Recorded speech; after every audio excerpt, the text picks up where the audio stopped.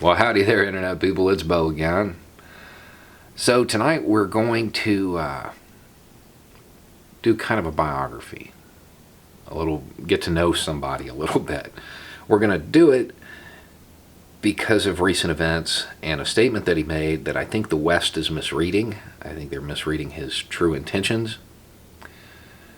And I believe that he may be poised to become a household name in the U.S. because of that. So this isn't great man theory at work. Understand, we're going to be talking about one person, but he's representative of a whole lot of people.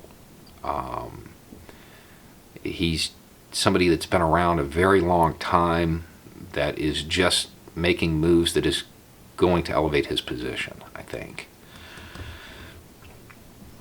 Okay, so who is he? Who is he? He's a cleric. He's a preacher. He's a very, very powerful cleric in Iraq. And his name is Muqtada al-Sadr. Some people right now are going, why does that sound familiar? Others going, I remember him. Okay, so his family, very powerful, highly regarded. Some of his older family members were taken out by Saddam. He has a lot of support and a lot of people following him. He's, along the way, over the years, has flirted with secularism, communism, nationalism. Currently, he's positioned himself as a nationalist. He's really a populist at heart. He has power. He wants more. He ran something called the Mahdi during the U.S. occupation. And now those people that were like, well, that sounds familiar, like, oh, yeah.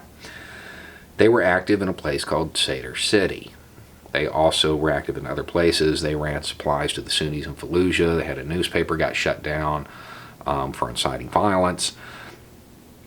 They were very powerful. Now, they officially disbanded in 2008. So that kind of gives you some background on who he is. Now, from there, he's since then received more religious training, became a little more political, a little more shrewd, a little smarter. Over the last month and a half or so, there have been demonstrations in Iraq about corruption, about the U.S. presence, about a lot of things. His guys have been there. They recently pulled out, and almost immediately Iraqi security services went in and broke up the protests.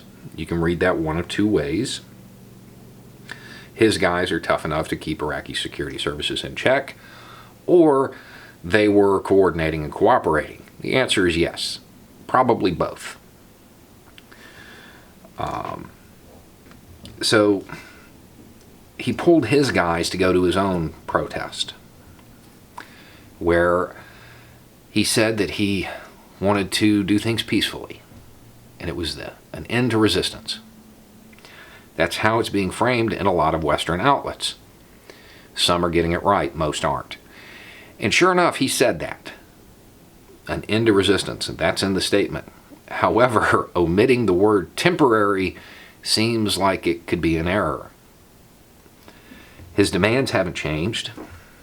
It's a removal of U.S. forces, closure of the bases, closure of the airspace to warplanes and intelligence gathering operations, but does allow for diplomatic missions from the U.S.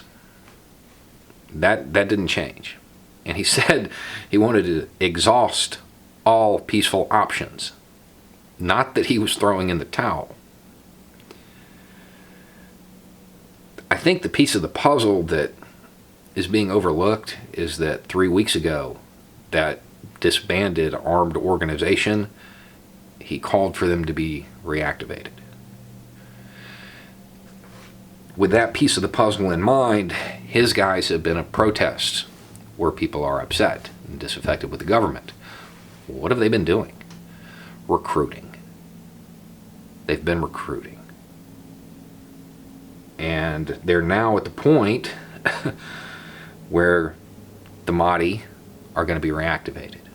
This does not seem like a call for peace in the sense that he's given up. This seems like he's regrouping. He's getting his guys up to speed. I have no doubt that he's sincere. He would like to do this peacefully, and he's giving the U.S. a great out. He's handing the president a statement that says, we want to do this peacefully. We want a timetable for U.S. withdrawal, which could, it makes it look as though the president's diplomacy, for lack of a better word, over there worked. It didn't, but it could be read that way if the president takes advantage of it. If he doesn't, I have no doubt that his guys will resume active resistance. I think he's setting the stage for it right now.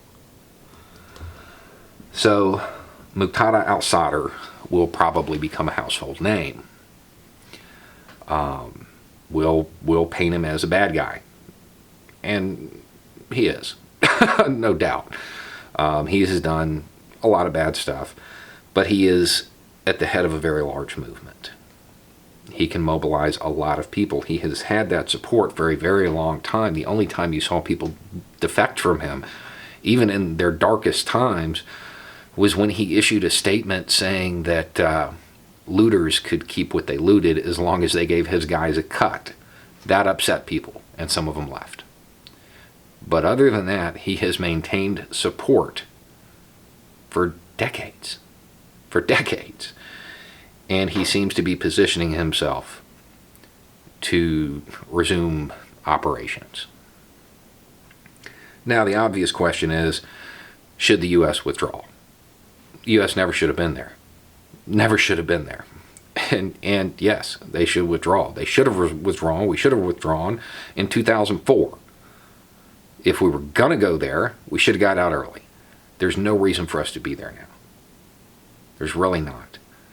Our main reasons for being there, as far as foreign policy, well, they changed when Trump sold out the Kurds. From that point forward, we've got nothing there. We really don't.